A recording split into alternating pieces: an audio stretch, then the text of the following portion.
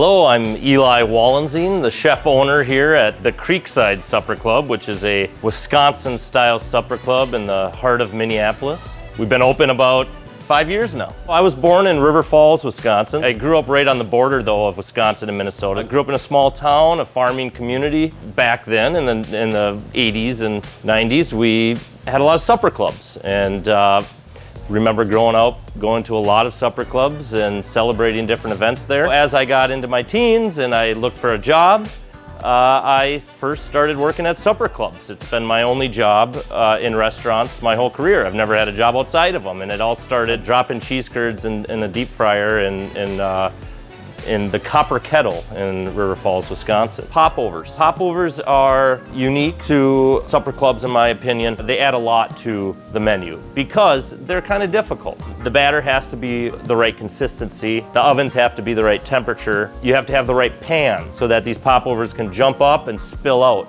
Get the popover effect. A popover is a very thin batter baked at a high temperature. The ingredients are simple: flour, eggs, sugar, salt, milk, and some butter. But what makes it unique is as it goes in the oven, it pops up and kind of gets suspended there. And so the inside is airy. I like mine a little eggy, a little chewy on the inside. So you get this nice texture on the outside of kind of a crispness. You eat it a lot of times with a butter. Honey butter is a very popular one. Another dish we're doing is crab stuffed walleye. All Minnesota restaurants look for that signature walleye dish.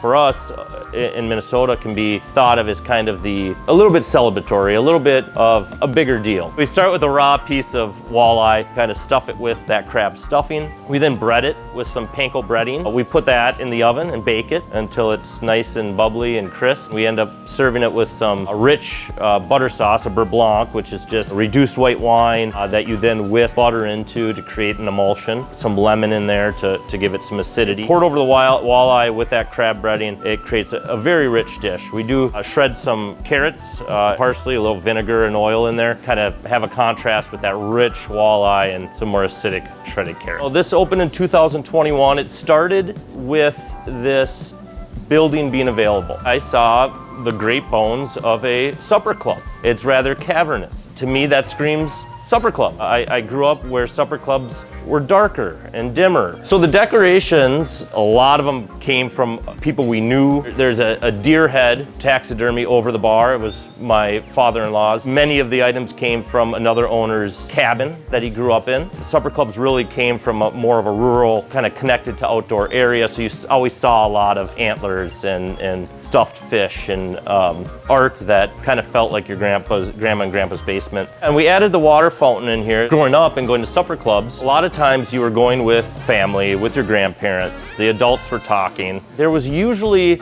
something to keep the kids interested. The place I loved going, the Virginian, had a car room, and it was all little replica cars. Other places you'd see a doll room. Our braised short rib. We take a nice piece of chuck short rib. We mix that with red wine, shallots, rosemary, beef stock. We cook that for about 5 hours. Serve it with a reduced demi-glace, so a beef stock that's been reduced with some tomato and red wine. And we serve that with hash browns. So you have the crispiness of the hash browns with the real tenderness of the braised short rib, and then some carrots as well. I think the whole dish hits really well during the winter. We are a very cold weather restaurant. Another dish we're preparing today is a fish fry. It's a quintessential part of supper clubs. So here we do a fish fry much like I would expect as we grew up. A nice crisp batter, a piece of cod that as you fry it really becomes flaky, but it keeps its moisture. And then we serve it again with your choice of potato. We have the rye bread to soak up the juices. We have the lemons. The fish itself, battered to order, gently placed in the deep fryer. I grew up doing this over and over and over again. Burns to prove it as you skim your hand as close to the deep fryer as oil as possible and drop that fish in. You have a very crispy outside. Cod works very well to fry because it doesn't lose its moisture. It ends up tender. We're preparing an old-fashioned, different than what maybe we would see an old-fashioned here in the Twin Cities. It's more of a mixed cocktail. The base of it is always brandy. Brandy is obviously huge in Wisconsin, and it also then has a lot of sweetness to it. You got a muddled cherry, some orange rind that you muddle in there, And a lot of times they put a whole pack of sugar in. We put in a simple syrup and we use our bitters. Now, when you're drinking an old fashioned in Wisconsin, it starts with a few questions. Sweet or sour? And that simply means Sprite as a mixer at the end, or Squirt, which is a grapefruit-based soda. The other thing they often ask is cherry or olive. Now, I don't know who orders the olive, but it gets asked. The taste is rather sweet, but the main note that makes it unique is the bitterness from the bitters. So if you were to remove the brandy and use whiskey, you'd still taste like an old fashioned. We get a lot of people that really have nostalgic feelings for this style of restaurant.